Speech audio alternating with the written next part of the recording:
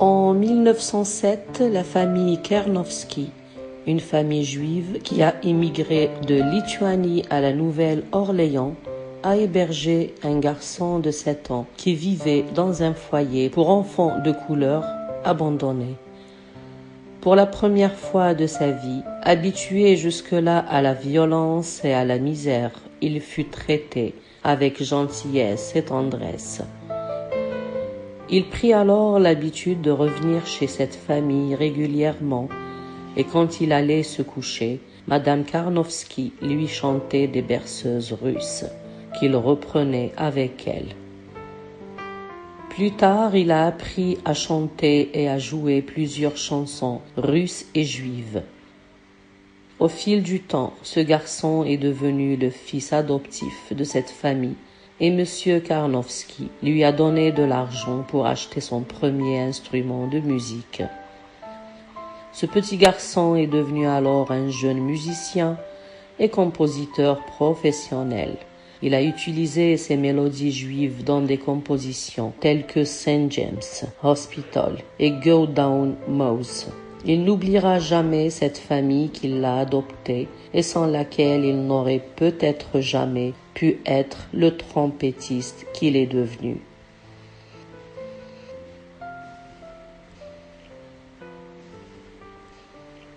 Ce petit garçon est Satchmo, ce qui veut dire la bouche sacoche, mieux connu sous le nom de Louis Armstrong. Il est né probablement le 4 août 1901 dans une famille noire pauvre de la Nouvelle-Orléans, dans un quartier connu par la violence et la prostitution. Son père William Armstrong, ouvrier dans une fabrique de térébenthine, quitte le foyer familial peu après sa naissance. Sa mère Mary Albert est bonne à tout faire chez les Blancs et doit vivre de ses charmes pour s'en sortir. Si bien qu'il est élevé par sa grand-mère paternelle Joséphine, née esclave. Louis Armstrong nous quitte le 6 juillet 1971 à New York. Il était musicien de jazz et chanteur afro-américain. Il est également connu sous les noms de Dippermousse, de Pops ou Satchmo. Enfant, il chante dans les rues de la Nouvelle-Orléans, dans un petit groupe vocal. Grandissant dans un quartier difficile, il exerce de nombreux petits métiers comme porteur de charbon, livreur de journaux, balayeur de tombes, pour aider sa famille. En raison d'actes de délinquance, notamment des vols de journaux, il est plusieurs fois envoyé dans un foyer pour enfants de couleur abandonnés. Selon les fichiers de la police, il y fait un long séjour après avoir tiré un coup de feu en l'air avec un pistolet pour fêter la nouvelle année. Il apprend à jouer du cornet à piston dans l'orchestre de ce foyer, grâce à son premier instrument offert par les Karnowski, une famille juive d'origine russe qui s'était prise d'affection pour l'enfant. Une fois libéré en 1914, il joue du cornet dans les cabarets du quartier chaud de Storyville. Il rencontre King Oliver, qui lui donne des conseils et il le remplace un temps dans l'orchestre du tromboniste Kid Ory sur le Riverboat Capitol. Il assiste aux parades des brass bands et écoute les vieux musiciens dès qu'il en a l'occasion, apprenant de Bunk Johnson, Buddy Petit et par-dessus tout de Joe King Oliver.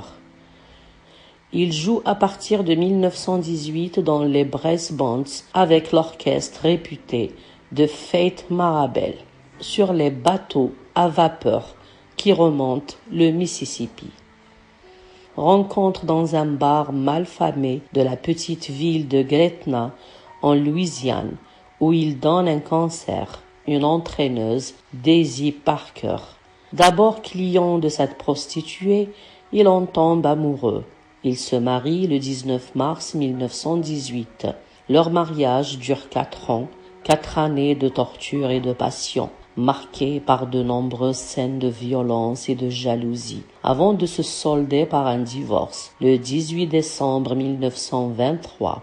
En 1922, Louis Armstrong, après la fermeture de Storyville en 1917, accompagne le mouvement général d'Exode pour Chicago, où il est engagé comme second trompettiste par Joe King Oliver dans son Creole Jazz Band.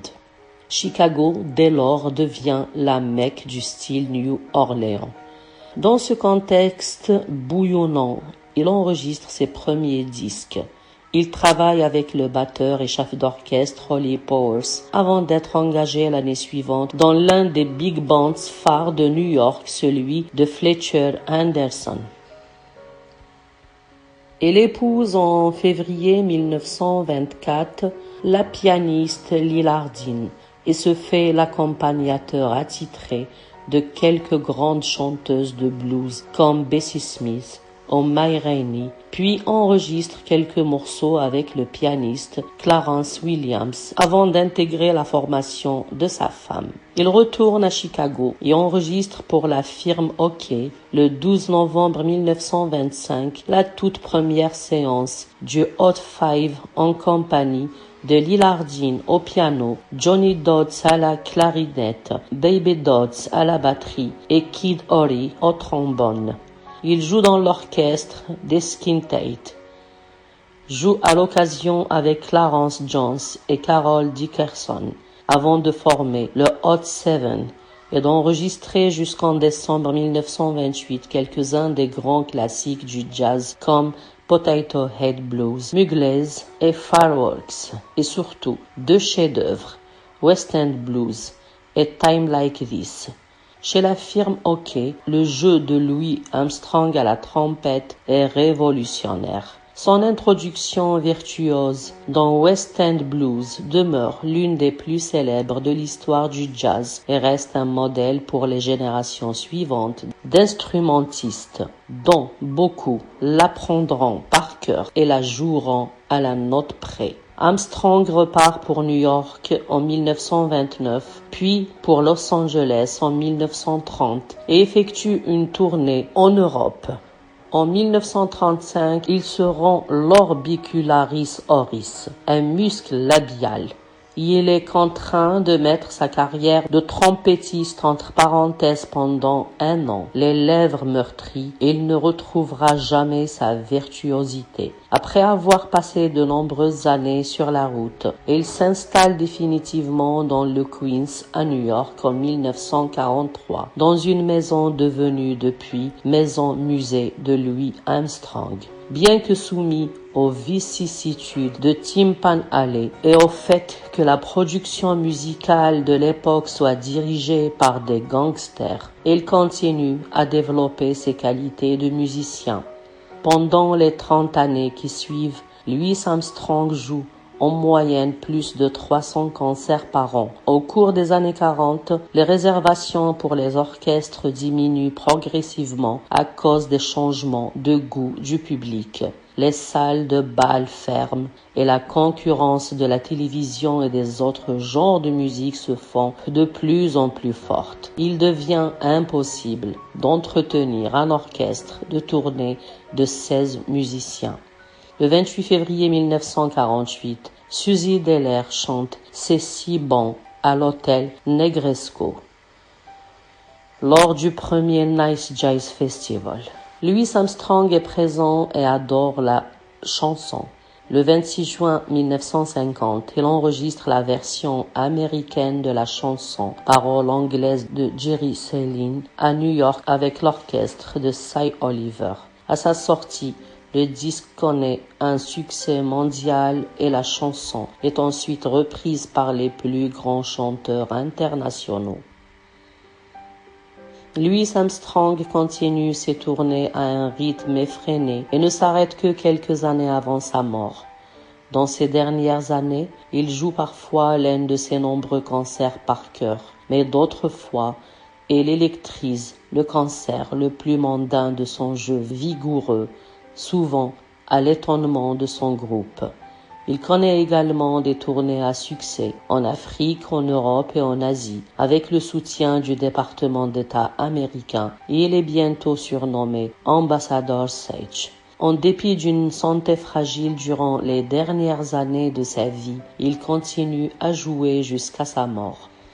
Louis Armstrong meurt d'un arrêt cardiaque pendant son sommeil à son domicile de New York, devenu depuis maison-musée de Louis Armstrong, le 6 juillet 1971, à l'âge de 69 ans. Il repose au cimetière de Flushing, à New York, voisin de sa dernière demeure.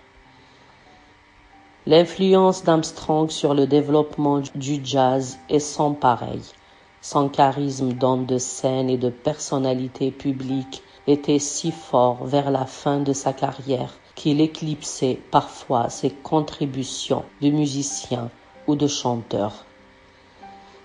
Louis Armstrong prit des dispositions pour qu'après sa mort et celle de sa femme Lucille, une fondation pour l'éducation musicale des enfants défavorisés soit créée et pour que sa maison ait des archives substantielles d'écrits, de livres, d'enregistrements et de souvenirs soient léguées au Queens College de la City University of New York. Les archives Louis Armstrong sont accessibles aux chercheurs en musicologie et sa maison transformée en musée a ouvert ses portes au public le 15 octobre 2003.